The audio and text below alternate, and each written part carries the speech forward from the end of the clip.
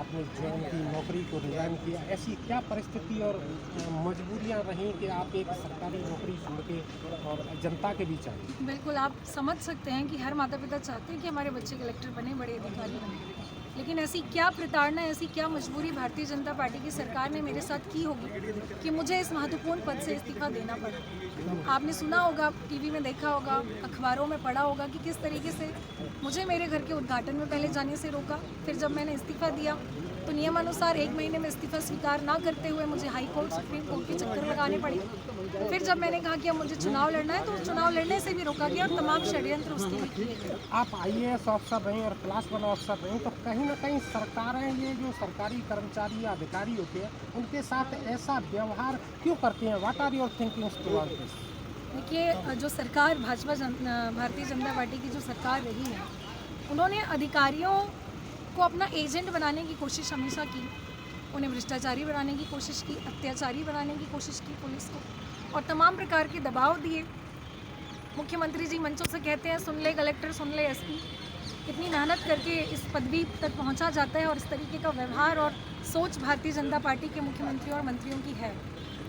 तो इसीलिए इस महत्वपूर्ण पद से जब ये सब देखते हुए कि ये सब राजनीति से प्रेरित हो रहा है, तो मैंने फैसला लिया कि अब मुझे राजनीति में जाना है। सरकारी नौकरियों में भारतीय महिलाओं की स्थिति की दिशा में बहुत कम परसेंटेज में भारतीय महिलाएं भारत में सरकारी नौकरी कर रही हैं, और कहीं ना कहीं अपने आप में ये आपने बहुत ही साहस और हिम्मत दिखाई और महिलाओं को काफ़ी जागृत किया। क्या कहेंगे? बिल्कुल सही बात है। महिलाओं को किसी नौकरी तक पहुंचने के लिए, किसी परीक्षा को पास करने के लिए या किसी भी फील्ड में जाने के लिए पुरुषों की अपेक्षा में ज़्यादा चैलेंजेस होते हैं, चुनौतियां होती हैं। विशेषकर उन भारतीय चुनौतियों, संस्कृति में। बिल्कुल भारतीय संस्कृति में, छोटे शहर में मेरा जन्म हुआ, गांव में एक जन्म हुआ, और बहुत तमाम चुनौतियों के बाद इस पद तक मैं पहुंची। मेरे माता पिता ने बहुत संघर्ष किया, और इन महिलाओं को अगर सम्मान नहीं दिया जाता, लाडली बहना की बात कर रहे हैं, तो क्या मैं लाडली बहना या उनकी भांजी नहीं थी? हमें लाडली नहीं बनना है, हमें सम्मान चाहिए। तो जब उन्होंने महिलाओं के साथ, एक महिला होते हुए ऐसा बर्ताव किया कि अन्याय किया मेरे साथ सबसे पहले, उसके बाद अत्याचार किया, मेरी सैलरी रोक दी, मानसिक रूप से प्रताड़ित किया, हर तरीके से प्रताड़ित किया, और जब मजबूरी में हमें सड़कों पर उतरना पड़ा, मुझे पदयात्रा निकालनी पड़ी 335 किलोमीटर पैदल चल के, जब मैं आमला से भोपाल पहुंची, तो वहां पहुंचकर बोर्ड ऑफिस चौराहे पे मेरे साथ क्या उन्होंने व्यवहार किया, आपने देखा कि कैसा दुराचार करके, मुझे घसीट करके मेरे कपड़े फाड़े गए, जो बाबा साहब की फ़ोटो मेरे हाथ में थी उसके टुकड़े टुकड़े किए गए, और मुझे जेल में डाल दिया। तो आप ये मानती हैं कि भारतीय जनता पार्टी के जो नेता लोग हैं, वो मुंह में राम बगल में छुरी जैसी बातें करते हैं? बिल्कुल करते हैं। अरे राम के नाम पे वोट ले रहे हैं और उनको मान नहीं रहे हैं। तो ये ऐसी दोगली और पाखंडी सरकार से तो हमें बचना ही चाहिए। इस बार मध्य प्रदेश की जो जनता है वो जवाब देगी। यदि कांग्रेस की सरकार बनती है, तो आप नई आपने पार्टी ज्वाइन की है, आपकी क्या क्या प्राथमिकताएं विशेषकर महिलाओं के लिए रहें? देखिए, महिलाओं के लिए कांग्रेस पार्टी ने वचन पत्र में अपनी योजनाएं लिखी हैं कि महिलाओं को किस तरीके से सशक्त किया जाए। महंगाई से जो उन्हें मारा जा रहा है, घर चलाना मुश्किल हो रहा है किसी महिला के लिए, उसके लिए तमाम योजनाएं बनाई गई हैं। महिलाओं को शिक्षा में कैसे आगे बढ़ा जाए, पढ़ो और पढ़ाओ योजना, महिलाओं को, बच्चियों को भी उसमें जो है ताकि वो प्रतियोगी परीक्षा की तैयारी कर सके, उनको भी सहायता राशि दी जा रही है। तो तमाम बच्चियों से लेकर के बुजुर्ग महिलाओं की पेंशन तक के जो है कांग्रेस पार्टी विचार करना चाहती है, उनकी मदद करना आप चाहती है। मानती हैं कि देश में महिलाओं की 50% सहभागिता सरकार में होनी चाहिए, जो देश आज़ादी से अभी तक नहीं हुई? बिल्कुल होनी चाहिए। देश की आधी आबादी अगर महिला है, गाड़ी के 2 पहिए होते हैं, अगर आगे का पहिया पुरुषों का है तो दूसरा पहिया महिलाओं का है।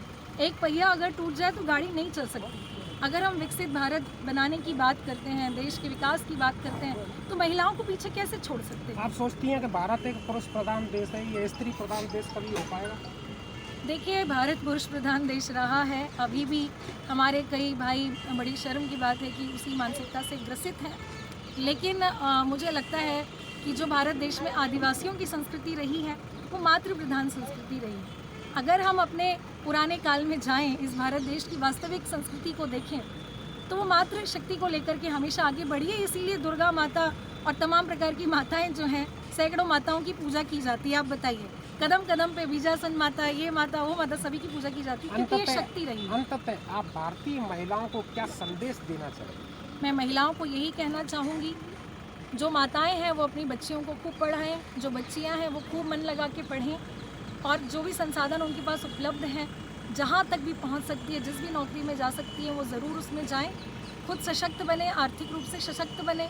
भारतीय जनता पार्टी की सरकार ने तो मुझे हर तरीके से जो है मैं सशक्त ना हो पाऊँ उसका तमाम प्रयास किया, लेकिन महिलाओं को हमेशा निडर होकर चलना पड़ेगा। हम तो ग्वालियर की धरती पे हैं, ये तो हमारी वीरांगना, हमारी योद्धा झलकारी बाई और रानी लक्ष्मीबाई की ज़मीन है। मैं तो यहाँ से ऊर्जा और प्रेरणा लेके जाऊँगी कि इस ग्वालियर की जो तमाम महिलाएं हैं, मेरी बहनें हैं, मेरी बेटी है, वो रानी लक्ष्मीबाई की तरह अपने अधिकारों के लिए लड़ती रहें। आप अभी अपने अधिकारों के लिए लड़ी और आपने सरकारी नौकरी रिजाइन कर दी, ये बहुत अच्छी बात है कहीं ना कहीं, और पुरुष प्रधान देश में महिलाओं को आगे आना चाहिए। तो अन्य जो महिलाएं हैं जो सरकारी नौकरी कर रही हैं लेकिन कहीं ना कहीं कुंठाग्रस्त हैं, उनसे क्या करें? बिल्कुल, देखिए सिर्फ महिलाएं नहीं, पुरुष भी कुंठाग्रस्त हैं। हर कर्मचारी अधिकारी परेशान है। पुरानी पेंशन जो स्कीम वो ख़त्म कर दी गई, और हर कोई प्रताड़ित है, किसी न किसी रूप में दबाव में है, लेकिन वो मौन है क्योंकि मजबूरी है नौकरी करना। नौकरी नहीं करेंगे तो परिवार और बाकी चीज़ें कैसे चलेंगी। तो यही कहना चाहूँगी कि उनके पास एक बहुत अच्छा मौका है, उन्हें कुछ बोलने की भी ज़रूरत नहीं है। इधर कांग्रेस की बटन दबाइए, पंजे का बटन दबाइए, सरकार बदलिए और अपने भविष्य को भी बदल डालिए।